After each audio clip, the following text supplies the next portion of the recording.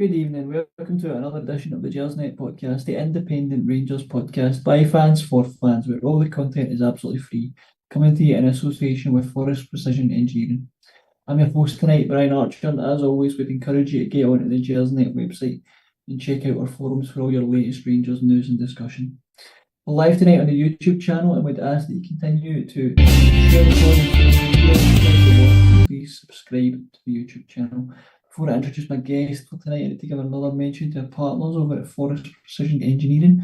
They're a Glasgow-based engineering company who have been a big commercial supporter of Rangers for a number of years, and we're delighted to have them supporting the podcast. If you want more information about them, please visit their website at www.forestprecisionedge.com. They also have a stunning executive lounge in the Ibrox main stand. And for more information on that, email the club at hospitality@rangers.co.uk.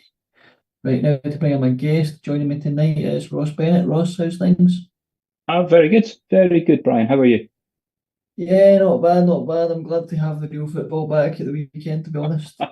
Absolutely. It's tough, isn't it? It feels like it goes on, particularly after the result that we had, or the week that we had leading up to the international break. To then go without it for a couple of weeks is really tough, isn't it? Yeah, and I don't know about you, I kind of get into this whole Nations League thing. I'm not sure what the competition's for. I'm not sure what winning matches in it means.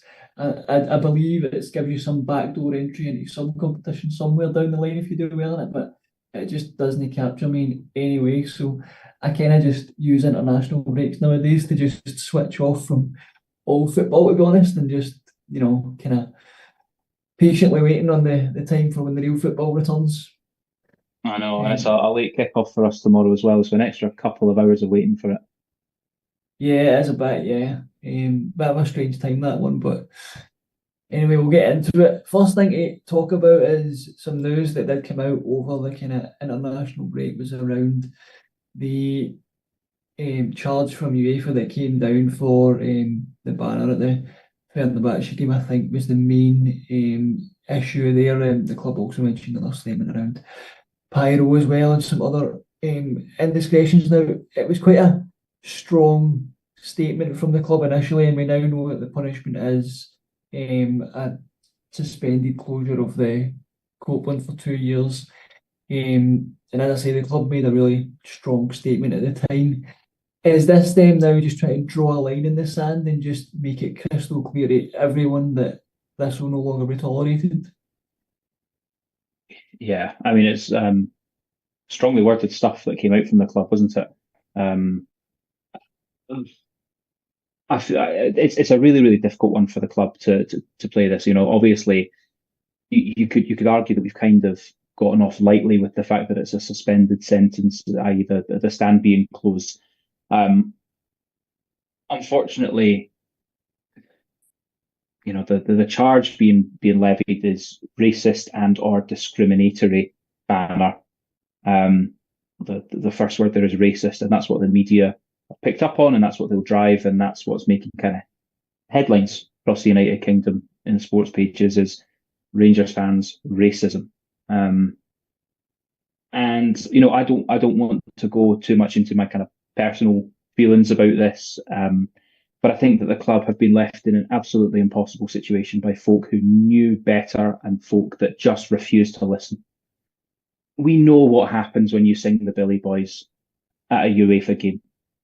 We know that UEFA are particularly hot on political banners or political sentiment. And I can already hear the comments going, what about Celtic? What about their anti-Israel stuff? What about their pro-Palestine stuff? What about all the rest of it? I don't care. I don't care what they do. For me, it's the case that the club needs to protect itself. Celtic have got a placeman at UEFA who's been there for a number of years. We keep chasing all of our placemen away. We don't have the stability at the top end of the club to have someone that has that longevity, to have influence at UEFA to try and change these things. Celtic do. So we are where we are. We know what happens when we sing the Billy Boys. We know what happens when we unfurl a politically minded banner. And I think it's absolutely disgraceful what the fans did. I think the banner was, I said I wouldn't get my personal feelings on it, but I think the banner was pathetic. I think it was stupid. I think it didn't make sense. I think it came with a slogan that has been used for an extremely racist movement. And I just think it was such an own goal on a night in a week of such positivity, getting through to another European quarter final and beating Celtic at Parkhead, and a week of positivity is drowned out by stupid, selfish acts that have brought the shame to the club, in my opinion. Now, the club are in a no-win situation. I do not believe that our support in certain sections of it have the discipline to go for 2 years without singing the Billy Boys on a European night. That's not just Union Bears. That's not just whatever ultras group. That's all of us. I don't think any of us really have that discipline. So I think that's something that will happen at some point. Again, I can hear, well, what about Celtic? They had a suspended one and it didn't kick in. I don't care. I simply don't think that matters at this point. We've got to think about us and protect ourselves. The revenue that we would lose, the brand damage that this thing does, particularly with the context of the 49ers coming in and trying to take over the club, and how much they would care about the brand. I just think it's such a stupid, selfish, daft thing to do, and it's a real shame that that's what's dominated the discourse over the international break for Rangers, rather than quarter-final and beating Celtic. Yeah, and you mentioned there that the takeover that's kind of looming. Do you think that had an impact on the strength of statement and strength of punishment? Because there was lifetime bans handed out for people involved. Now, we are, Chicago 49ers Enterprises is one of the kind of biggest sporting enterprises in the world. They will not want to walk into a situation where, as you say, you're getting headlines of Rangers fans and racism in the same sentence. That's the last thing they want for this institution's brand that they're about to own. Absolutely. I have a feeling, I have a theory that the people running Rangers have spent the last 12 to 18 months making the club as sellable as possible. So, reduce the wage bill, get the playing, the kind of assets on the playing staff as sellable as possible in terms of a younger squad, lower wages. They did work on the stadium infrastructure. They've done work around the club. I believe that they've spent a long time trying to clean the club as a kind of business asset in order to find the buyer. All of that good work can be undone by this really visible display. So lifetime, the question is a lifetime ban disproportionate or is it harsh? It's at the top end. It's a very serious sanction for those individuals, but this isn't the first warning. This isn't a first offence. I know that the club has communicated directly with the Union Bears a lot and pleaded with them to try and improve some aspects of the behaviour. Because when they get it right, they get it so right. The club has really tried to engage. We kind of, I don't know, I suspect that the lifetime ban was kind of part of a negotiation with UEFA to get that sentence suspended for 2 years. Was called, well, we will identify and we will ban for life. So in that sense, the club's got to do what the club's got to do for me. Yeah, no, I agree, and hopefully that kind of draws a line under it and people learn the lesson that they need to learn. On to some other news that came out over the international break. There was kind of rumours bubbling about over the last few days around Czerny and potentials of buyout clauses or options to buy in the region of £5 million. Now, I think that's been kind of shot down by people inside the club, or certainly been, those close to the club have kind of said that that's not the case. But even supposing that's not the case, is he a player we should and could realistically be looking to keep, or do you think the potential rumour from, let's be honest, not necessarily bigger clubs but bigger leagues might make it difficult for us to keep Walter Czerny? Yeah, I mean, it sounds like he's not going to be going back and playing for Wolfsburg, does it? So, I think Czerny is in the right market. Czerny's worth more than 5 mil. So, I guess in one sense, it's a good deal. He's come in, he plays pretty much every game. He's scored a good number of goals and assists. So, it's on the face of it, it's not a bad deal. My question is, does he fit the player trading model? Does he? How old is he now? 27, something like that. So he's kind of in his prime, I suppose. But it's a question of, well, what do we want to do? Are we here to sign these guys at their prime and then let him run down a 4-year contract and move him on when he's 32, or he doesn't fit the player trading model for me. So I genuinely have been thinking about this today. I would be torn. I don't know what I would do. I'm glad I'm not a sporting director or a chairman or something, because I don't know what I would do. He's probably been our biggest impact player in terms of goals and assists. Maybe being a bit harsh on Dessers and Nigamani there, but he's done a really, really good job for us. I wish I could give you an answer and say yes we should or no we shouldn't, but I'm split down the middle. 5 million for us, it's still a lot of money. And I know again 49ers coming in, there's all these rumours about transfer kitty and all the rest of it, but 5 million for us is a significant outlay. And unfortunately, when we've bought at that price point over the last couple of seasons, it's not always worked out for us. So I'd be cautious. We don't have am I right in saying we don't have a sporting director? Because I know Niels Coppin does one thing, but is it right for us to go and spend that much money without a sporting director? Or would you rather a sporting director come in, and if there was 5 million to spend on one player, I'd possibly prefer it went to the sporting director and allow him to make that choice. But I'm torn. I'm really torn. I don't know what you think.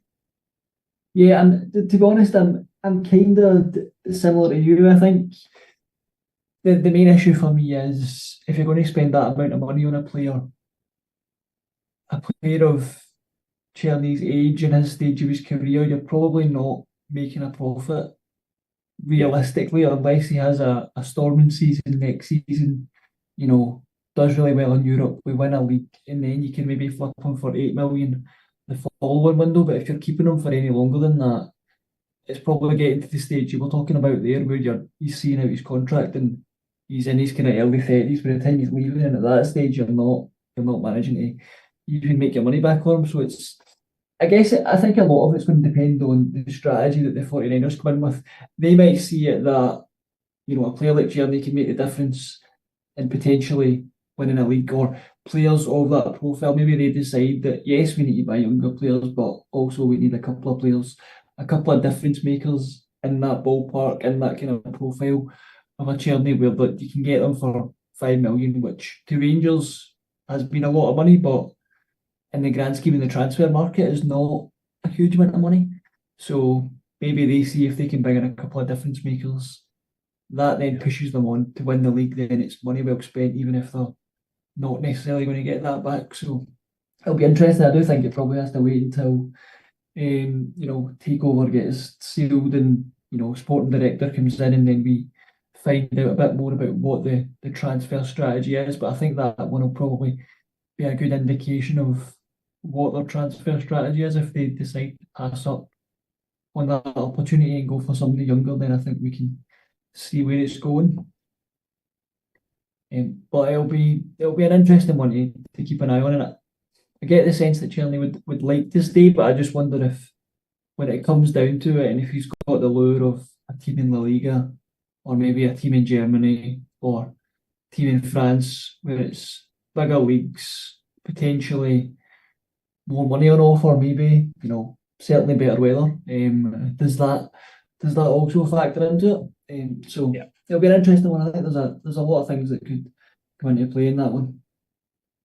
Absolutely. But I keep falling in love with loan players. I've done the same with Sima, and it's such a tough call, because he doesn't fit the model. He doesn't fit what we're trying to do, buying young and selling on for profit. But his contribution, he's made a £5 million contribution this season alone, in my opinion. So I'm glad I'm not making that decision. Yeah. Does the fact that we keep falling in love with loan players prove that that model, if you do it once a season, kind of works? Because I go back to Ovi Ejaria when Gerrard first came in. I really liked him. I know he cut his loan spell short because he didn't quite, I think he was homesick and maybe the pressure was a bit too much for him. But I thought as a player he was really good. And then we had Kent on loan, who we did manage to keep. And then Tillman was one that I think everybody kind of fell in love with. And then Sima. Yeah. And now Czerny. But if we can kind of get one of those a season, is that probably what we want to be looking to use the loan market for? Possibly, I'll go back to Emerson Hyndman and John Terrell, to be honest. I mean, I thought they were great, but yeah, it is, and the loan market exists kind of for a reason. It's clubs like us can exploit the loan market and kind of get access to players like Malik Tillman, that we are just slightly out of our reach financially. So, if we're following that model, then Cherny should probably be gone at the end of the season, and then we can be excited to see who we can fall in love with next year. Yeah, possibly. Another player that kind of shone during the international break, he got his first call up, I think it was for Belgium, was Nico Raskin playing alongside De Bruyne. I think it was against Ukraine. I'm quite honest, I didn't watch any of the international football, but I did hear reports that he put in a man of the match performance in the second leg and did very well. Is he a player that we've got to be kind of concerned about losing in the summer? Well, I didn't watch it either. I mean, I did hear that Parkhead Boy 1888 said he had an absolute shocker and was the worst player on the park. But I understand he had he had a good game. And should we be worried about losing him in the summer? No, I don't think we should be worried about it because again, this is the model, right? This is what we're supposed to be doing. Is he came in relatively cheap, couple of million quid. He's not always had it his own way. He's not always had it easy, but he's developed and he's a proper leader now in our squad, and he's arguably player of the season. One or two others up there with him. So if we're going to lose him, we're going to lose him for good money. And for me, good money in this case is probably 14, 15 million plus. I'd have thought. I don't think that's unreasonable for someone of his age in that position, Belgian international, who's got a good number of professional first team appearances under his belt now. I think he's a really, really attractive prospect. So if we're going to lose him, I'd like to think we're going to lose him for good money. And so I wouldn't want to see him go, but this is what we need to be striving to do. So if he does go, let's make sure we get the right amount of money in the door for him. Yeah. Do you think this is going to be a bit of a sea change for Rangers fans, and that we kind of need to get comfortable now with selling our star players at their peak? You're talking about attractive propositions. There's Diamande away playing for his national team over the break. Igaman as well, making his senior debut for Morocco. We've got a few sellable assets potentially. As much as you can say the domestic season's not been anywhere near good enough, there is you're starting to see some sellable assets come out of the back end of the season potentially. But as Rangers fans, we're not really used to selling our best players, and I just wonder, do you think it's just going to be a bit of take a bit of getting used to? It is, but you think back to what 3 or 4 years ago, and we had that 6 to 9 month period where we could have cashed in on Morelos and then Kent, Aribo, Glenn Kamara, maybe even a Connor Goldson, and we didn't. We just never quite capitalised. We never managed to get that done. And I think we suffered because of that. I think many of them, well, certainly 2 or 3 of them kind of went out the door for nothing or next to nothing. And we got a bit of money in for 1 or 2 of them.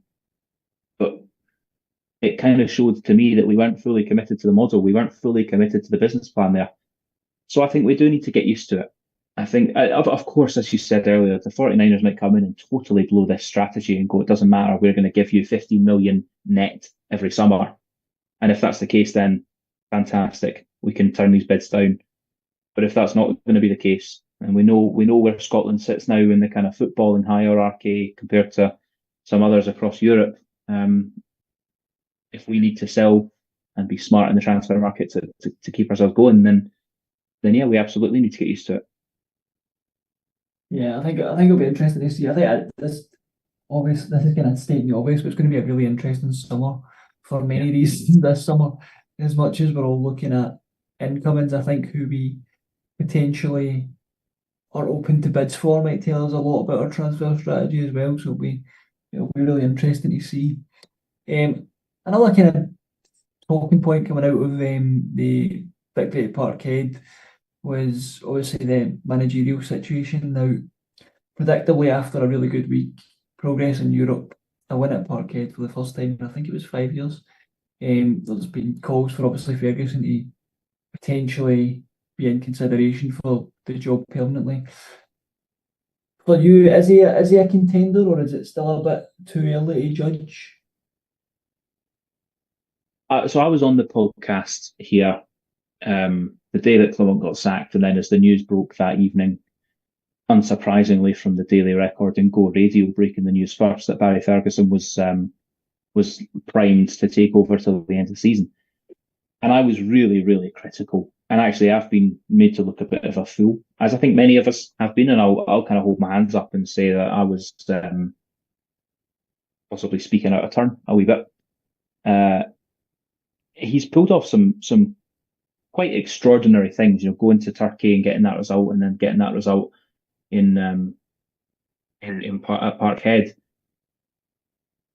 Does that mean he should be in contention for the job full time or permanently, I should say? I think he's earned the courtesy of an interview. I think he's still massively on the back foot. Massively on the back foot. Let's not forget that, we also had another home defeat against SPFL Dross kind of sandwiched in there. And we did lose at home against Fenerbahce, albeit we got through the tie. He's earned the courtesy of an interview. He's earned the right to put his case forward. But I do still think he's at a massive disadvantage. I would still be mightily surprised if he was the right man longer term. However, I'm enjoying seeing him in the role. I think he looks like a Rangers manager. I think he's carrying himself really well. I think he's speaking in the media well. Not a surprise. He's kind of become a media guy since leaving football. So I'm enjoying him being there. I'm enjoying seeing McGregor. I'm enjoying seeing Neil McCann. I do think, and there's little snippets coming out from the players and this and that about that they're enjoying working with him. So he's definitely earned a lot of respect. We all had massive respect for Barry as a player. I think he didn't always carry himself overly well, in my opinion, as a pundit or a commentator in the media, but he's kind of added a new layer of respect in terms of what he's been able to come and do. And I am starting to believe it was actually a really wise interim appointment. And that's why I sit here and talk about football rather than make any decisions to do with football. So, but I'm not going to say he shouldn't be manager. I would be mightily surprised if that's where we end up. Yeah, it's interesting for me because, we're all talking about, he carries himself really well, and I think the phrase "a breath of fresh air" has been used to describe Ferguson, but I think it was also used to describe the last three Rangers managers when they first came in. I remember when Gio came in, he had that phrase "keep the zero," and we were all like, "Oh, this is great," these clean sheets, and it's all wonderful. And then when Bill came in, he was talking about, take the handbrake off, and he was totally open and honest in press conferences, and we all said, "Isn't this wonderful?" He'll sit and chat football with the media. It's all great. Look at, how honest he's being. And then Clement came in and he had sound bites about cryo chambers and how we're using the cryo chamber and we're going to get players fitter and all that sort of stuff. So as much as we're all loving seeing Ferguson as Rangers manager, he looks every inch the Rangers manager. He really does, and it's no surprise given he's a treble winning captain, and the phrase he gets thrown around a bit too much, I think, related to Rangers, but he is one man that you can say absolutely knows what it means to just be at Rangers. He's won everything. But do we also need to exercise a bit of caution when we're talking about potentially him getting the job full time, because we've seen this previously when managers came in, they get off to a good start and then for whatever reason it tails off.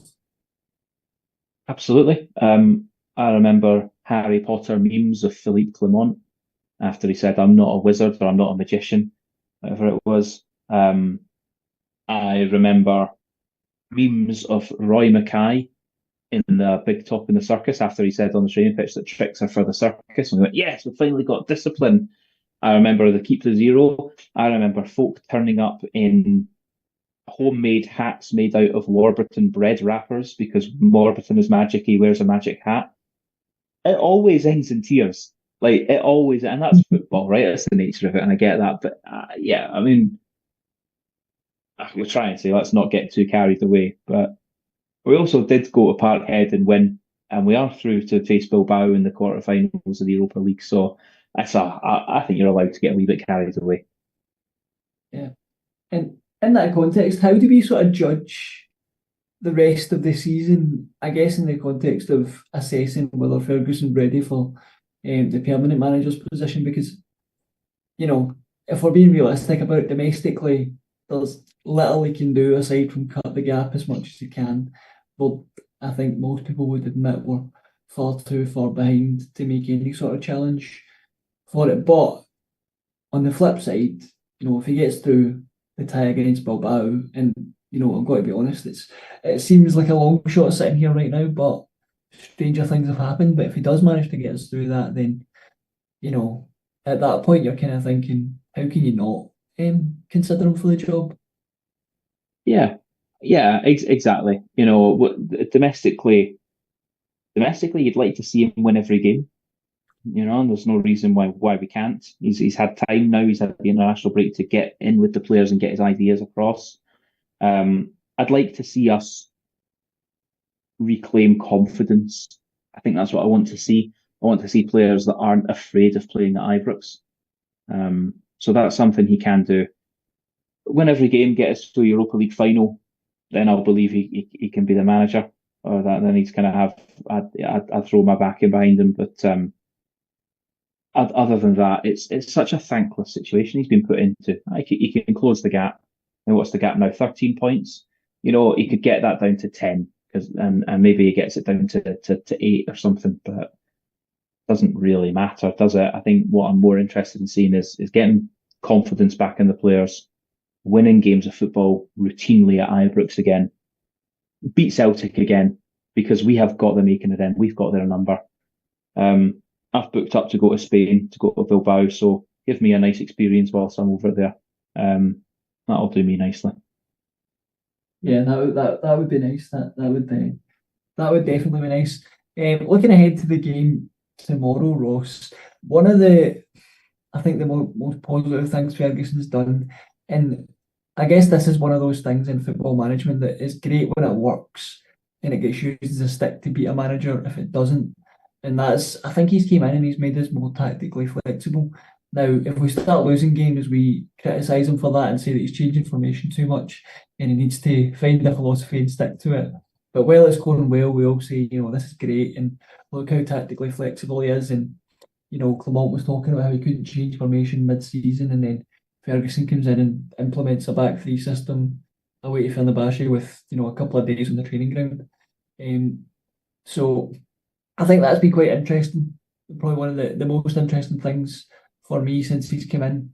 But looking at the game tomorrow, do you think we'll see another tactical shift? I mean, I can't see him going with a back three away to Dundee, but maybe he might. Maybe he'll go with something completely different that none of us have predicted. But how do you think he'll kind of approach this game tactically? Yeah, it's a really strange one, isn't it? Because when we brought in Ferguson, one of the main criticisms, one of the things that I was worried about was to go, well, this guy's surely not a kind of master tactician. This is someone that we brought in to shout at the players and be staunch and get them playing for the club again. But actually, he did. We went to Turkey and won comfortably because of the tactics and the way he set up. He set up perfectly for the perfect away performance at Parkhead. So it's really difficult to know what to expect. And obviously we're away from home tomorrow. We're at Dens Park. I think that will allow us actually, funnily enough, to play with a bit more freedom, because I think we have struggled at Ibrox. So I genuinely don't know, because it's really, really. I also don't know the kind of state. I haven't seen his press conference yesterday or today, so I don't really know too much about the state of the fitness of the squad and who's back and who's not. But it feels like we should have the vast majority of players to choose from at the moment. I'd like to see players like Danilo come on and have a go as well. It's been interesting watching him, how he deploys Dessers and Egeman and Czerny and Bayrami, and there's a lot more fluidity around those players in my opinion. 3 at the back, 5 at the back, 4 at the back. It's been really, really interesting to watch. and he's not afraid of changing it. That's the other thing. He's not afraid of changing it mid-game. So, yeah, I have absolutely no insight, and I suspect none of us will until 4 o'clock tomorrow when the team starts to be announced. Yeah, it's interesting for me because he's playing these different systems and he's showing a real tactical nous that I think most people wouldn't have credited him with when he initially took the job. But to me, it feels like he's very much tapping into some of those managers that he played under. Some of the systems that when he rolled out the back three in Europe, that very much had a feel of a Walter Smith style tactic about it. And even when he did it again at Parkhead, that's the exact type of thing that Walter Smith would have done. And it feels like he's tapping into some of that. I mean, he played under some fantastic managers, Walter Smith, McLeish, Dick Advocaat, to name a few. So I wonder if he's kind of, tapping into some of what he must have learned a thing or two playing under those kind of managers. So for me, that's quite interesting as well. Absolutely, and it's the fact that it's kind of the last thing that you'd expect from Barry Ferguson. That's not what That's not what I expected from him as a manager. Was that tactical ability, and yet it served him really, really well. You think if he doesn't get the Rangers job full time, he's put himself in a good position to perhaps get another top flight SPFL job, and then that can potentially serve as a springboard for him to be permanent Rangers manager in the future? Yeah, absolutely. Or indeed stay on at Ibrox in a coaching capacity. He's clearly a very good coach. So yeah, I think he's done himself no harm. I think he's got options now. You could see him going to Kilmarnock having a tough season, for example. Does Derek kind of stay on there? Dundee are having a tough season. There's plenty of places he could go. I don't know whether he would want to or not. I'm not sure. Obviously, he showed at Kelty and at Alloa that he's no stranger to rolling up his sleeves and getting stuck in the less glamorous parts of the game. So I think he has. He's done himself the world of good. He could also go back to a very successful media career, and again, he's done himself no harm there if he wanted to kick on with that. So yeah, I think absolutely. I wouldn't be averse to seeing him stay on at Ibrox in some kind of capacity. I know he's been there as an ambassador for the club, but actually on the training pitch and getting in amongst the players, I think it's been a really good thing. Yeah, it'll be interesting to see what happens with his career, even if he doesn't end up in the Ibrox manager's chair yet. One thing he has been keen to really drive home in his press conferences, and he mentioned it yesterday as well, is that we're too nice, which is an interesting thing because I think, if you look at Barry Ferguson as a player, he knew how to really roll his sleeves up and get stuck in, and that was kind of, one of his key attributes as a kind of midfielder. Is he was very much, he could do the kind of pretty side of the game, and he was, passing and scoring goals, all that sort of stuff, but he could also roll his sleeves up, especially in the big games, and really, get stuck in. Is that something that you kind of agree with when he's saying that, he feels we've been too nice this season? Yeah, possibly. I think we've definitely been a bit meek and a bit timid. I think we need a bit of arrogance back. We need a bit of confidence and a bit of swagger again. Whether that's that we've been too nice or we've been too timid, I don't know. But we need to remember who we are. That teams like Motherwell and St Mirren have no right to come to Ibrox and go away with a result like they did. And full credit to them, absolutely, that they were able to do that. But it says a lot about the place mentally that these Rangers players have been in. So whether it's too nice or it's just a case of remember who you are, remember where you're playing, toughen up and be a bit more arrogant, be a bit more confident, have a bit of swagger. That's what I'd like to see from now till the end of the season. He obviously feels that we've been too nice. I often feel that, when something goes against one of our players, we kind of just accept it. When something goes against one of the opposition, surrounding the referee and badgering the assistant and all the rest of it, maybe we do need to do a wee bit more of that. So again, if that's something else that Barry wants to bring in and strengthen, it can only be a good thing. Yeah, he definitely seems to be instilling that in the team so far. Just having a quick look at the opposition tomorrow, one of the kind of interesting aspects of this game is Lyle Cameron, who's obviously signed a pre-contract. Now there's some debate about whether he's going to be able to start. I think their manager said he picked up a bit of a knock, so he might not be involved. If he's not involved, is that, I don't know why I said disappointment, because he's also a good player, so him not being involved would be good for us. But at the same time, I was actually quite looking forward to seeing him, because I'll be honest, I don't watch an awful lot of Dundee, so I've not seen an awful lot of them. But I was quite looking forward to watching him against us, just to see if we get a glimpse of kind of what we're getting.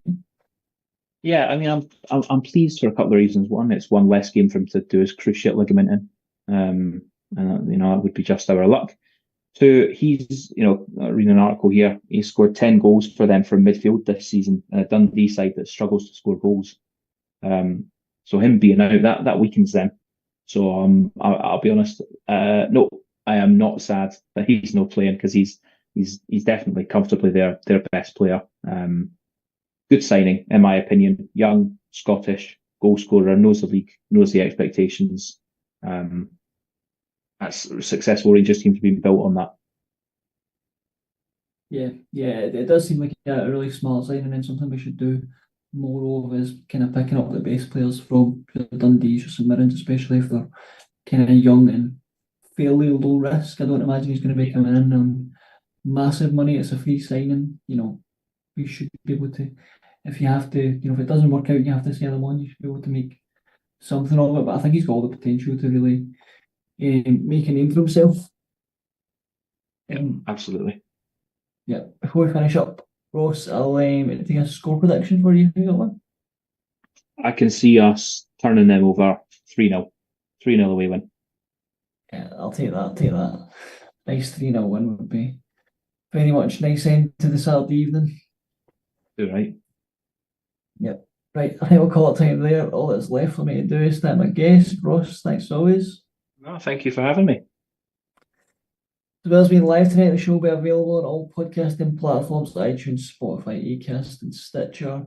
We'll be back on Sunday to review all the action from the weekend's match. It'll be Rob and Alan. Until next time, bye for now.